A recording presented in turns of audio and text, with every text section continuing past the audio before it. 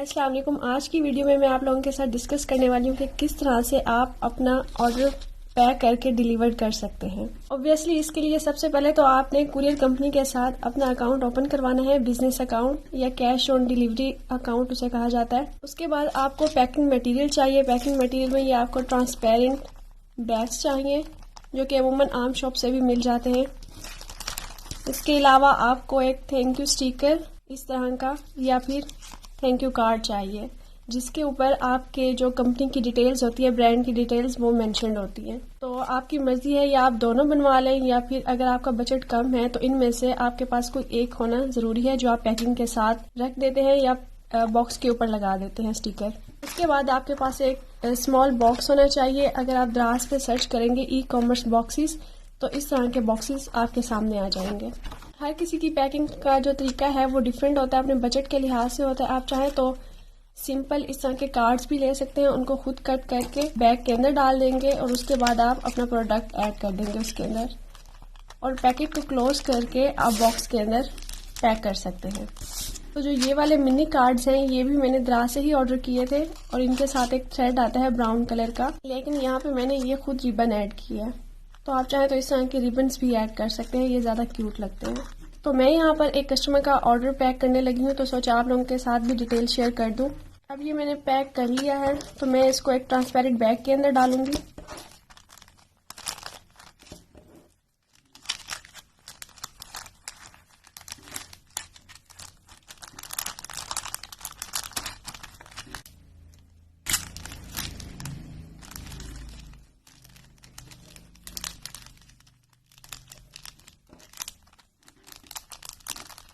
इसके अलावा मैंने एक छोटा सा गिफ्ट ऐड किया है तो ये भी मैं साथ ही पैक कर दूंगी।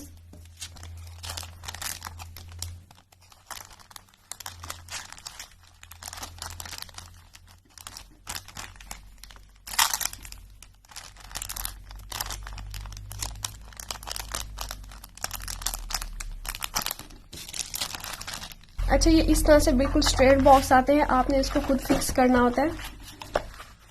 यहाँ पे लाइनिंग दी हुई है, बस हमने इसको खुद फिक्स करना है।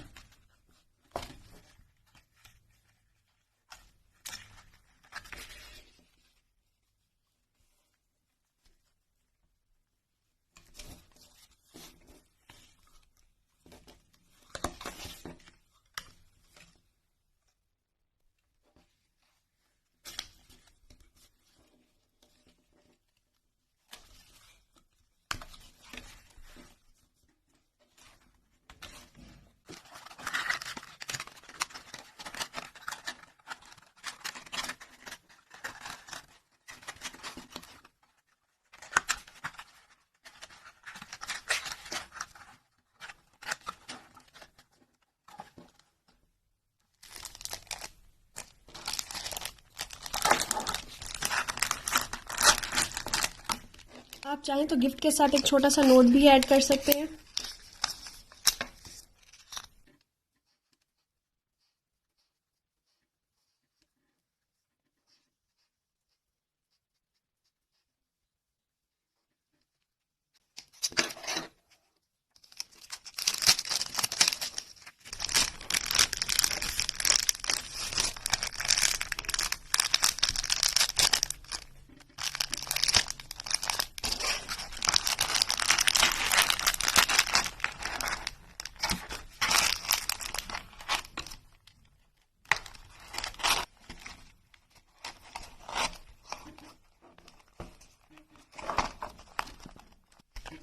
अब ये जो स्टिकर है आप बॉक्स के ऊपर लगा सकते हैं या जो भी पैकिंग मटेरियल आपके पास है उसके ऊपर आप ये थैंक यू स्टिकर लगा दें।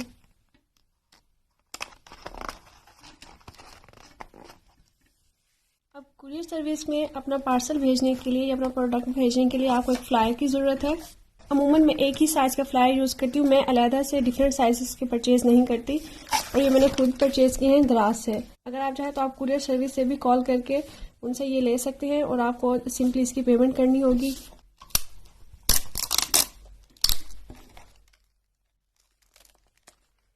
इसको मज़ीद सिक्योर करने के लिए मैं इस पर थोड़ी सी टेप लगा दूंगी और आपका ऑर्डर बिल्कुल रेडी है।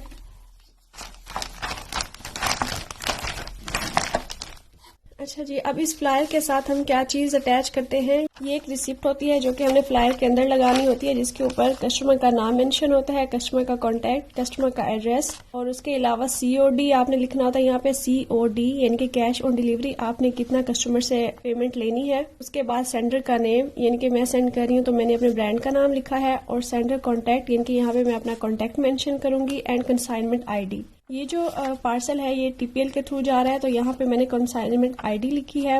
हर कुरियर सर्विस का अपना तरीका होता है, यानी कि किसी के पोर्टल पे क्या चीज़ मेंशन होती है और ट्रैक्स वालों के पोर्टल पे यहाँ पे ट्रैकिंग ID मेंशन की जाती है, लेकिन बात एक ही है, यानी कि यहाँ पे आप कंसाइनमेंट ID लिखें या ट्रैकिंग ID लिखें, जो कि हर एक के लिए यूनिक होती है। और अगर कस्टमर आपसे पूछता है कि हमारा पार्सल कहाँ तक पहुँचा है या हमें कब रिसीव होगा, तो जो ट्रैकिंग ID होती है ये आप कस्टमर को दे देते हैं, और ताकि वो अपना जो पार्सल है वो ट्रैक कर सके उसी वेबसाइट पे जाके जिस वेबसाइट से आप भिजवा रहे हैं, जिस कुरियर कंपनी से आप अपना पार्सल भिजवा रहे हैं।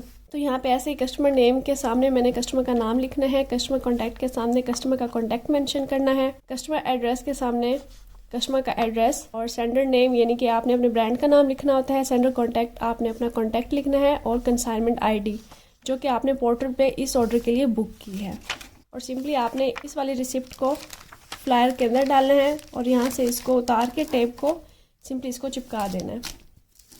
और उसके बाद ये बॉक्स जो भी आपका प्रोडक्ट है वो आपने ऐड करके इसको भी क्लोज कर देना है।